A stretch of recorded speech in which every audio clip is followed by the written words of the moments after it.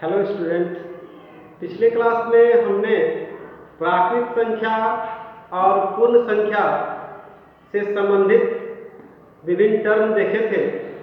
आइए आज एक नई संख्या पूर्णांक के बारे में जानते हैं। आइए देखते हैं।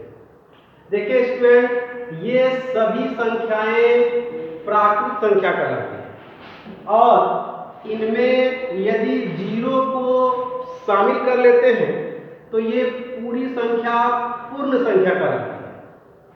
और यदि इसी में प्राकृत संख्या के ऋणात्मक को यानी -1, -2, -3, -4 एंड सो इसे शामिल कर लेते हैं तो ये जो नया नंबर संग्रह प्राप्त होता है इसे पूर्णांक कहते हैं।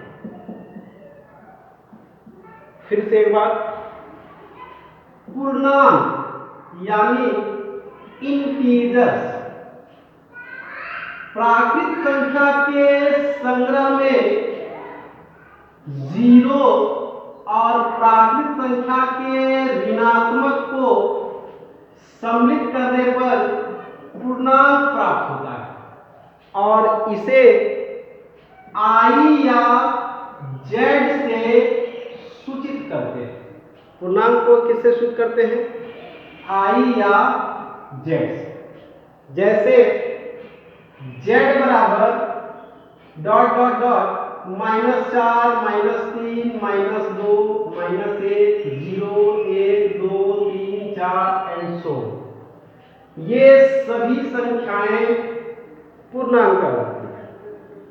एक बार फिर से, natural numbers and zero and negative of natural numbers of the collection of all integers. Student, इससे संबंधित कुछ बेसिक टर्म देखते हैं। देखिए, जैसे धनात्मक पूर्णांक यानी ये सभी संख्याएं धनात्मक पूर्णांक कहलाती हैं। ऋणात्मक पूर्णांक जीरो से बाईं तरफ ये सभी संख्याएं ऋणात्मक पूर्णांक कहलाती है। साथ ही जीरो ना तो धनात्मक है और ना ही ऋणात्मक। जीरो ना तो धनात्मक है और ना ही ऋणात्मक। आइए और देखते हैं। सभी प्राकृत संख्याएं पूर्णांक होती हैं। ये सभी प्राकृत संख्याएं हैं जो पूर्णांक हैं। सभी पूर्ण संख्याएं भी पूर्णांक होती है, यानी ये सभी पूर्ण संख्या है जो पूर्णांक है। पूर्णांकों की कुल संख्या अपरिमित होती है। पूर्णांकों की कुल संख्या अपरिमित होती है क्योंकि सबसे बड़ा पूर्णांक ज्ञात नहीं किया जा सकता है। साथ ही सबसे छोटा पूर्णांक भी नहीं बताया जा सकता है। स्टूडेंट, ये थे पूर्णांक की परिभाषा और इससे संबंधित कुछ बेसिक टर्म। इसे एक बार आप कॉपी कर लीजिए, फिर अगले नंबर सिस्टम के बारे में बताते हैं।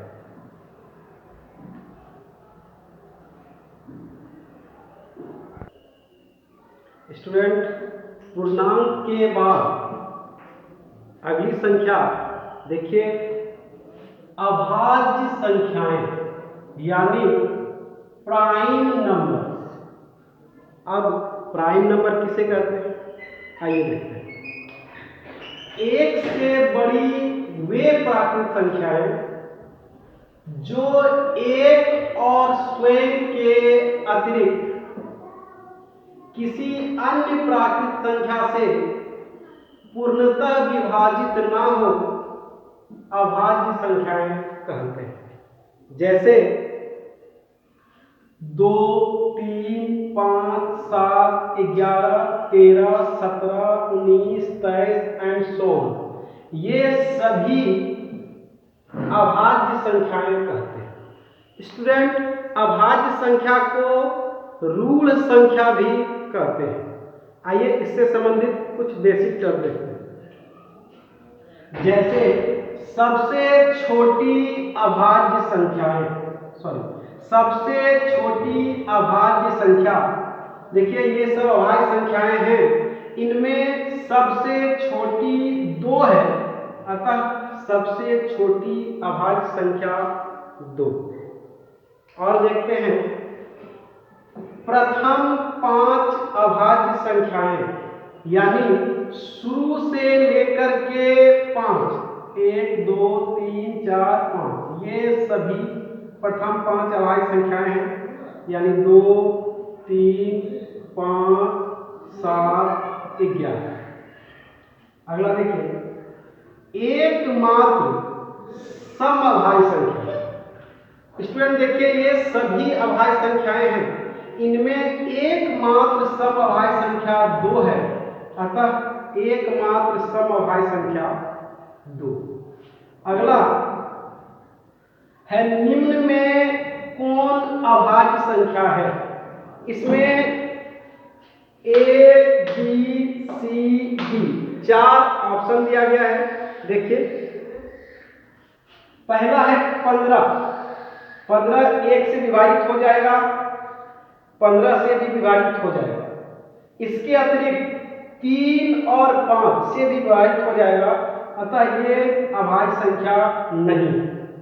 9 भी 1 और 9 के अतिरिक्त 3 से विभाजित हो जाता है, अतः यह भी अभाज्य संख्या नहीं है।